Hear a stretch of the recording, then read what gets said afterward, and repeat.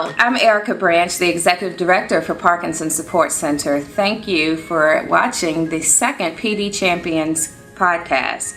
I'm here today with a special guest. Her name is Shelette, and she's going to talk with us a little bit about young onset Parkinson's, rock steady boxing, and also how important it is for us to reach the caregivers community.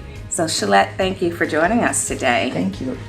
And I'll just say, you're new to Louisville. We spoke probably 2 months ago when you called and said that you would be moving here from Indianapolis. My caregiver in Indy had changed jobs and wasn't available as much as I needed. Mm-hmm. So I moved here to Louisville because I have family here. And so I have a new caregiver who's my cousin. And she's very patient, very understanding. I've managed to make friends that I've only been here a month, but I found a lot of resources for Parkinson's patients here in Louisville. And I found a rock steady boxing mm-hmm. Over on Heights Lane, and they just took me right in. And we exercise twice a week. Okay. And so tell me a little bit about your journey with Parkinson's. I know that you were diagnosed early. Young onset Parkinson's, and you've had Parkinson's for about 8 years, so this has been a journey for you. But what does it mean, and what changes when you get a diagnosis in your early 40s that you have Parkinson's disease? Well, everything that you read, because you tend to go to the internet or get books, everything that you read leaves you feeling hopeless. Mm-hmm. They make you feel like you're going to end up in a wheelchair and your quality of life is going to go down quickly. So I began to look for things that said the opposite, and I found that in the element of exercise. Okay. I went to the Brian Grant Foundation because he had a workshop and a boot camp, and I heard about Rocksteady there. So when I went back to Indy, I found Rocksteady, and I've seen almost like miracles just from exercise. Mm-hmm. There was a co-boxer, he told me a year ago he was on a walker and could barely make it. And after going to Rocksteady for a year, he doesn't have anything. He just walks with no walker, no cane. He barely trembles. So that I am fascinated with exercise mm-hmm. because it has made a difference in my life and my quality of life. And I know you said when you were first diagnosed, you drove a sports car, and there were some things that you've had to give up, but you found a way to be positive. And from our conversations, that's one of the first things that I recognized. You called and you were so proactive to make sure that the day you touched down in Louisville, you would have services that would help you with your Parkinson's. And so I commend you on that. But I know it has to be a hard pill to swallow, lack of better words, but just, accepting that you have Parkinson's disease. Yes, there's exercise, but the change in employment and different things that now you may not be able to do. How are you handling that transition? At first, the transition wasn't very smooth. I worked at an office job for probably 4 years after my diagnosis. And then when I came to Indy, I couldn't find anything but part-time retail. And it was, just part-time was hard on me. Mm-hmm. That's how I know I'm getting older. The disease is progressing. But I would love to work now if I can find a way to reinvent myself. Mm-hmm. Something where I can work from home. Parkinson's is not just an elderly person's shaking disease. Parkinson's is unpredictable. 1 minute you'll be fine, the next minute you're moving out of control, or you're frozen, especially in doorways. And frozen means that you want to move, but your legs won't move. Mm-hmm. They won't cooperate. So as you mentioned, there is a transition period. You love to work. You still are very much a thriving individual, and it's just sometimes the Parkinson's makes things complicated. So as a support center, what are the important things that you feel we should be doing to help someone who's experiencing young onset Parkinson's? I feel like if you could guide them to a job where they can work from home, or have the flexibility of needing to stop and rest for a minute.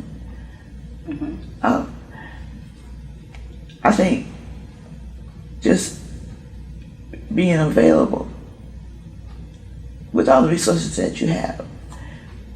Sometimes if we're not aware of how much there is out there. And were you involved with the center similar to Parkinson Support Center in Indianapolis? Actually, when I lived in Cincinnati, I was. Okay. And there was a support group for young onset Parkinson's disease. And we could talk about anything. And little things like, how many of you forget to take your medication? And every hand in the room went up. Because sometimes when you have great days or good days, you don't have any symptoms. And your mind will say, I don't have any symptoms. I don't have Parkinson's anymore. And you won't take your medication. And then boom, you pay for it the next 3 days. You have a great or a positive attitude as it relates to even your breast cancer. But when you are going through the process of trying to figure out the best way to navigate Parkinson's disease, and now you have a battle of trying to navigate treatment for breast cancer, what are all of the things that are going through your head? I find myself thinking, this is taking too long. I know how to have Parkinson's. I've gotten good at it. I know pretty much what my body's gonna do, what it's not gonna do. Sometimes it's unpredictable, but I'm used to it, I guess you could say. I have no idea what to do with breast cancer. And they're both scary, but it's a little bit scary. When I was first diagnosed, of course I went on Google, and nothing I was reading was making me feel better.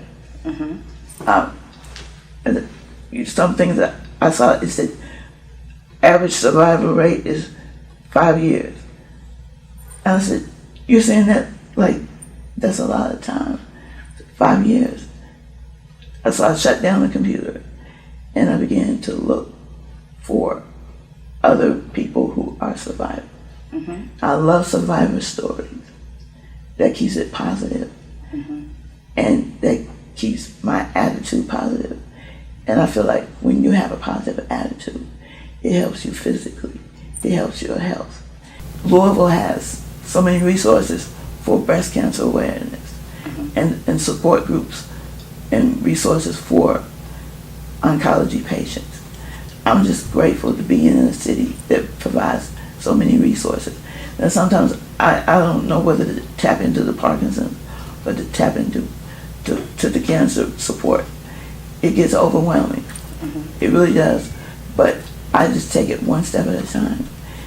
And I just tell myself everything's going to be all right. Be more patient, because the breast cancer there's a lot of steps to fighting the breast cancer. And that overwhelmed me. And I found myself thinking, can we just hurry up and get it over with? I even asked my oncologist, don't space them out every 2 weeks. Can I just do my chemo every week? And I finally had to tell myself, this is going to take time. And just make the best of it while you can. And I know you have a name in Rocksteady Boxing. Tell us what your Rocksteady Boxing name is. They call me Shazam.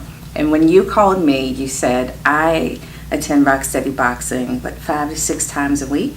Yes.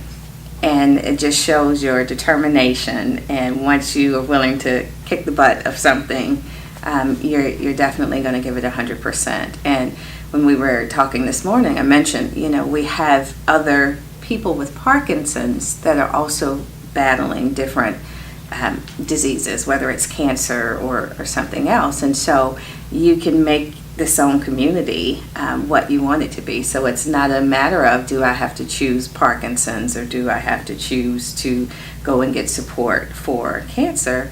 you can do both within the Parkinson Support Center. I think it's amazing, and it says, it just shows the type of attitude that you have, that before you were in our city, you called to make sure that you could find services. And you said you take a Uber every day to go to your classes. That's how determined you are that you're going to go to the Parkinson's Rock Steady boxing class.